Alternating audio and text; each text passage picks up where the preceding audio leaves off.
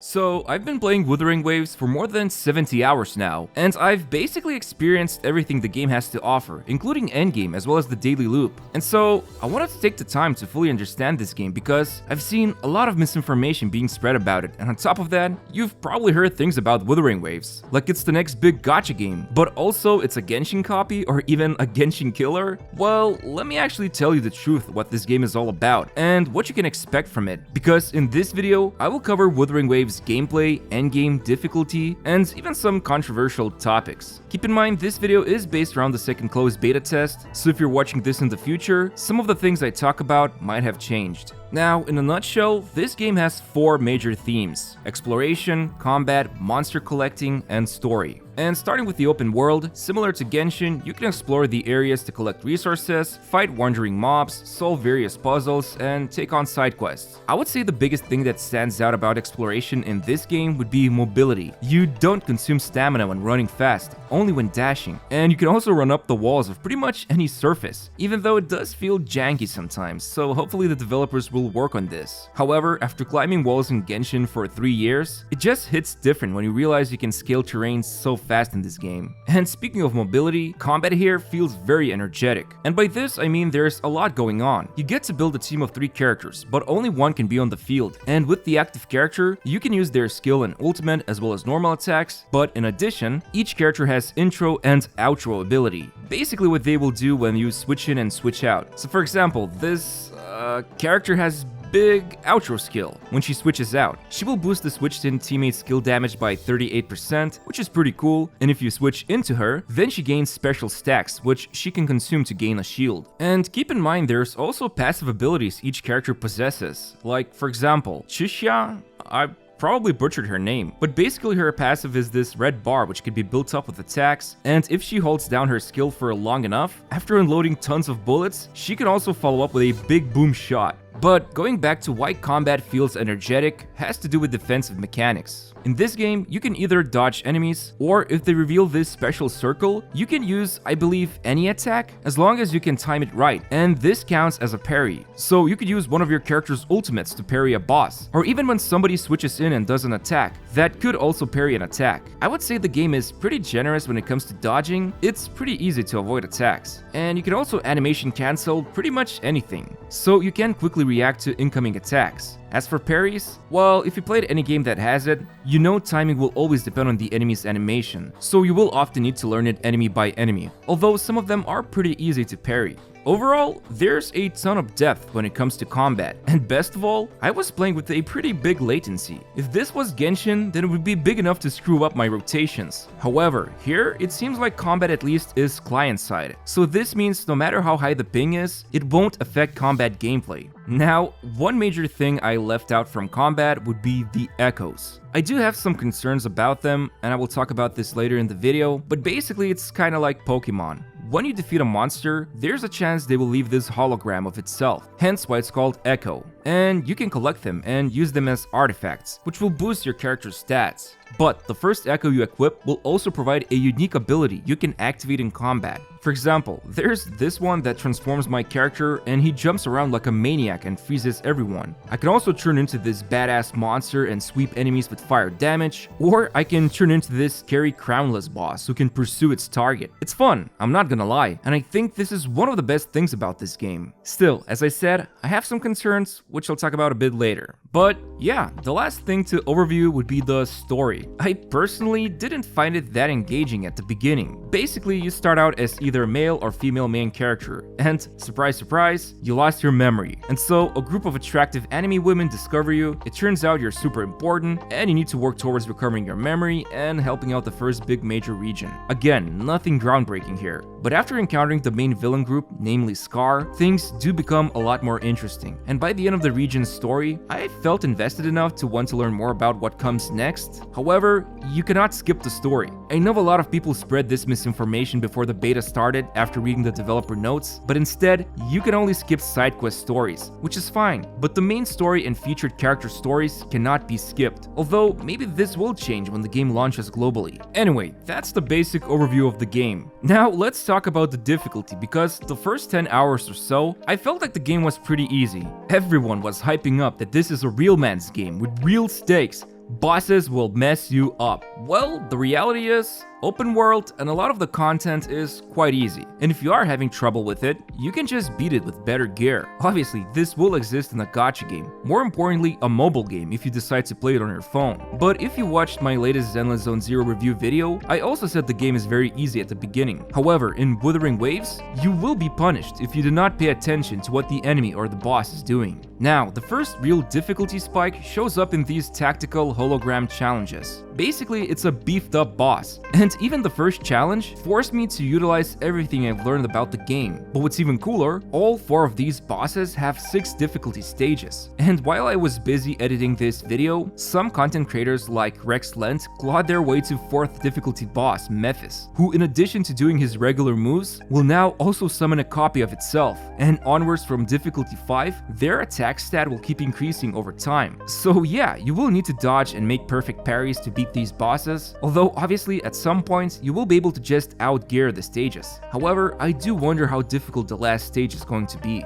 But to make it short, open world gameplay is pretty chill. It's not difficult, and this includes all the world mobs and bosses, but there are special challenges you can go to, and those will be a great way to test your skills. Just remember, nobody in this closed beta test have reached maximum level yet, so we don't have access to best gear, which means while the current endgame feels like it can provide challenging content, nobody can say for sure how this will look like once everyone actually reaches maximum level and obtains good gear in the future when the game launches. But seeing how some content creators who are outgeared by the bosses are already pushing far into these challenges, it's good to see that the game rewards skillful play. Speaking of which, let's talk about the endgame. Basically, once you have no more quests and you're done exploring the map, the daily grind loop so far is pretty simple. Aside from the limited events that I'm sure this game will have in the future, there's a list of daily tasks you will want to do. And just like in Genshin, you'll get those disappointing 60 Primo Gems and some spare resources after doing all the tasks. Although, they don't take as much time, so that's a plus, I guess. But aside from that, there's Tower of Adversity, which is like Spiral Abyss. You fight a bunch of enemies in ongoing stages, there's a beginner version and then a more advanced version, and then afterwards there's another rotating version called Hazard Zone. Right now, it says it will refresh after 97 days, but I think that's probably just for the closed beta test. I think it will rotate sooner when the game launches.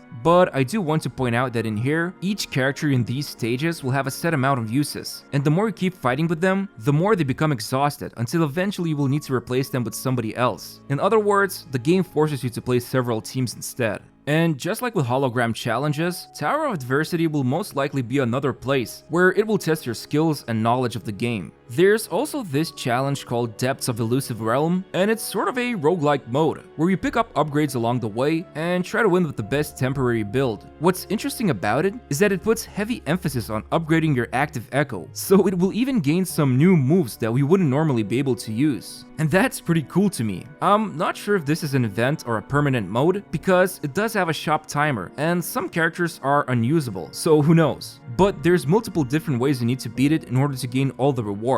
And then, of course, we have the Gacha Gaming stamina system. Here it's called Wave Plate, and the maximum cap is 240, while 1 point refreshes every 6 minutes. So compared to Genshin, it's kinda better. However, some of the materials you will want to obtain with wave plates cost more than compared to Genshin. Although, I haven't done the math, but it feels a bit better than playing with 160 resin in Genshin. Anyway, you can consume wave plates to farm for character abilities and weapon ascension materials, or you can go for those generic stages to obtain some XP for echoes, characters, weapons, or just straight up farm some money. Then there's of course world bosses, which you'll want to farm to ascend your character's maximum level. And then there's these things called tacit fields, which I'll talk about in a moment, but in a nutshell, it will help improve your echoes. And of course, there's a weekly boss you can do once to obtain their rare material to unlock stronger character abilities. I mean, look, it's more or less just what you would expect from a stamina system in a gacha game. And this one right here is almost identical to Genshin's, which is fine, at least to me, because this means you will spend less time trying to figure out where to spend wave plates. But the last endgame activity that everyone will be occupied with until the heat death of our universe is going to be farming for the best echoes. You see, on a surface level, you would think that this pseudo-artifact system is a lot better than Genshin's, and that's the narrative I've seen going around on social media. But the truth is, it's about as bad as Genshin's artifact system. Let me elaborate.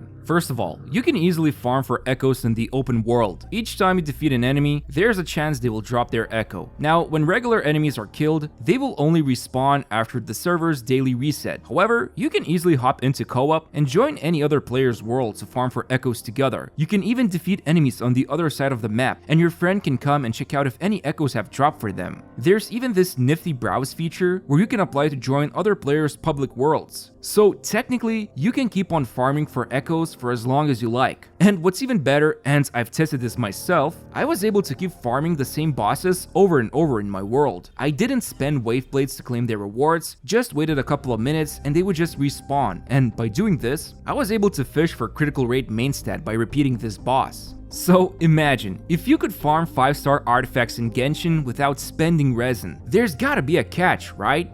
Well, there is. You see, when you obtain the Echo, its substats will be locked, or should I say hidden, and the only way to reveal them is by using this innocent looking resource called Tuner. So now, let's say you spent all this time running around and farming for that desired main stat on your Echo. Now, it's time to actually reveal the substats. And as you can tell, it's going to be a pretty mixed experience because there's a total of 13 different possible substats you could potentially roll into. And I'm not even sure if that's all of them. As you can imagine, you'll be only interested in a few of them. But in order to find out if this Echo is good or not, you will need to spend this Tuner resource. And so far, I was able to get some of it by doing quests or some other activities. But of course, if you want to gain it consistently, you will most likely need to go and do these tacit fields I briefly mentioned previously, which will cost 60 wave plates. And boy oh boy do they feel unsatisfying because while it offers additional rewards like set specific echoes, which means they can belong to a set that boosts elemental, physical damage, etc., only 2 of them drop, at least with this current world level.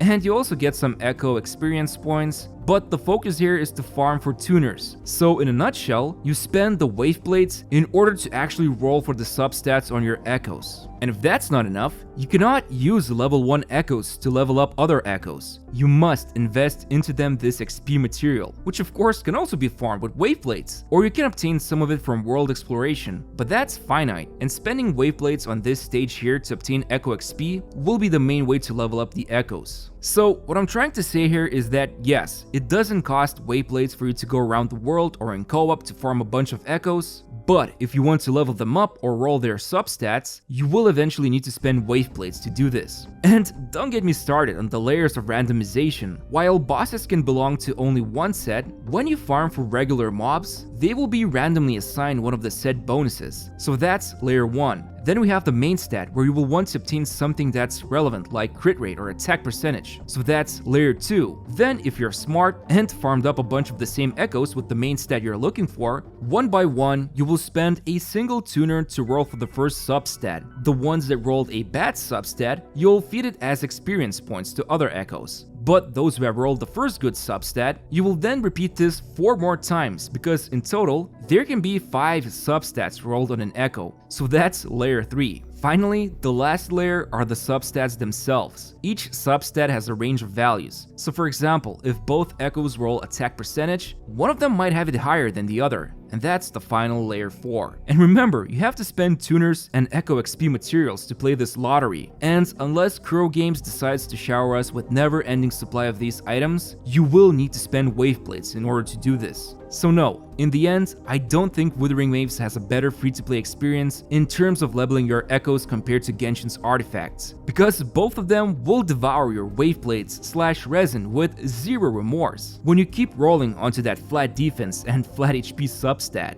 However, at least now, I do find the echoes enjoyable to collect. There's a total of 57 different echoes you can obtain. I know the game says here it's 228, but it counts every single rarity of echo, although there's also shiny versions of echoes you can obtain. They are super rare drops, but to my knowledge, it's only an alternate look. There are no other benefits. And to be honest, at least right now, you can easily play the game by using echoes with mediocre substats. You definitely don't need to go through all this trouble, but later on, this will most likely matter a lot more. And in open world, honestly, you can just run around with whatever and still clear everything effortlessly. Besides, the hardest part of trying to obtain that perfect echo is going to be the one you're actively using, since you care about their ability, while others will just act as set pieces. So you can literally just equip a bunch of random echoes who belong to the same set and you're Gucci. Now, as long as we're on the topic of lottery, let's talk about the gacha system. There's a total of 5 banners, and first there's a beginner banner, which gives a discount for 8 of these convenes to do 10 pulls, and after 50 pulls, you're guaranteed a 5-star, and then afterwards this banner disappears, which is not surprising. And then there's the featured character banner, and right now I can pull for Jian, who looks super cool, although people online have been memeing that this guy is alternate universe Xiao. I don't know, go figure. Anyway, Heart Pity is at 80 pulls, and Kuro Games sadly have decided to implement the same 50-50 Genshin has. So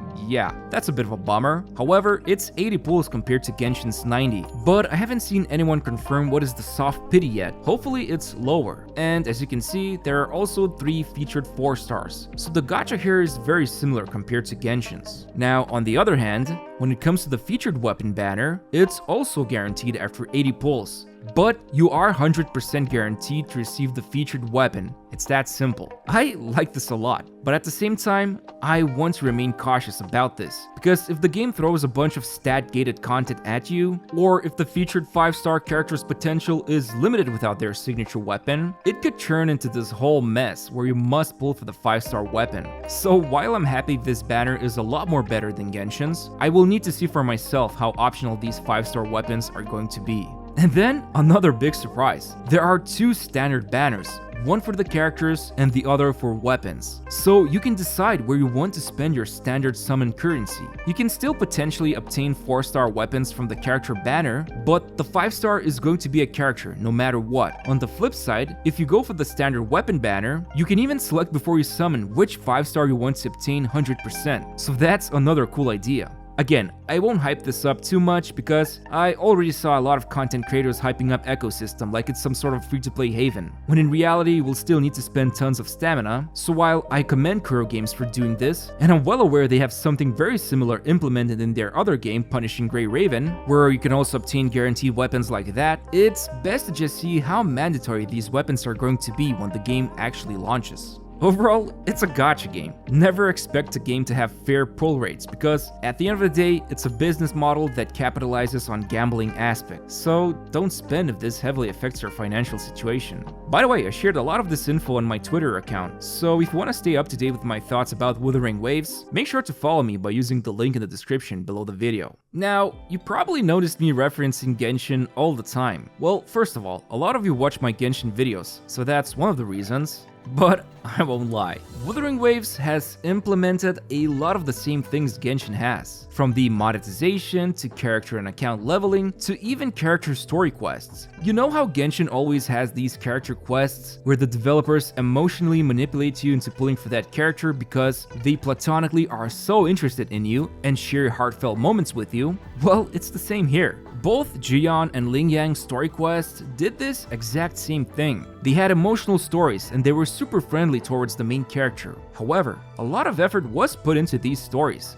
There were animated cutscenes like the one here, and with Jian, there was this super cool upside down city landscape you would only be able to witness by doing his quest. So yeah, homework was copied, but it was done with the same high quality as Genshin would do. And look, at the end of the day, I personally have no personal stake in either games. If Wuthering Waves copies Genshin, that's fine to me. I mean, it's not like Genshin is the pioneer of this genre. We've got a whole backlog of Ubisoft games that keep reusing the same open world formula over and over again with Assassin's Creed and Far Cry games. And there's also Breath of the Wild, which Genshin definitely copied some aspects of. I mean, I don't know if you ever heard this expression, but ultimately, creativity is a remix. I'll even throw in one of those cringy quotes you would read on Facebook by Mark Twain. I mean, I'll admit it, the open world experience in Wuthering Waves does feel a bit samey after playing Genshin since the start, but this has more to do with how developers approach open world exploration in general. But the fact that there's higher mobility, you can wall run, you can collect echoes, the combat system is complex, and you can react to enemies with parries, are some of the things that Wuthering Waves offers compared to Genshin. So what I'm trying to say here is that if you like Genshin's gameplay, but want to try something similar, hey, Wuthering Waves can offer that. Overall, I would say my experience with this game so far has been pretty good. Obviously, there's still a lot of things that need to be addressed. Like, I didn't want to be subjective about the art here, but my god does the UI look ugly here, and so do the damage numbers. Movement also feels sometimes a bit janky, especially jumping feels like it has no weight. And for example, Ling Yang's mid-air combat feels so bad to me, like it often misses enemies and it's hard to use him, so I hope the developers refine his playstyle. But all in all, I think Wuthering Waves has a lot of potential.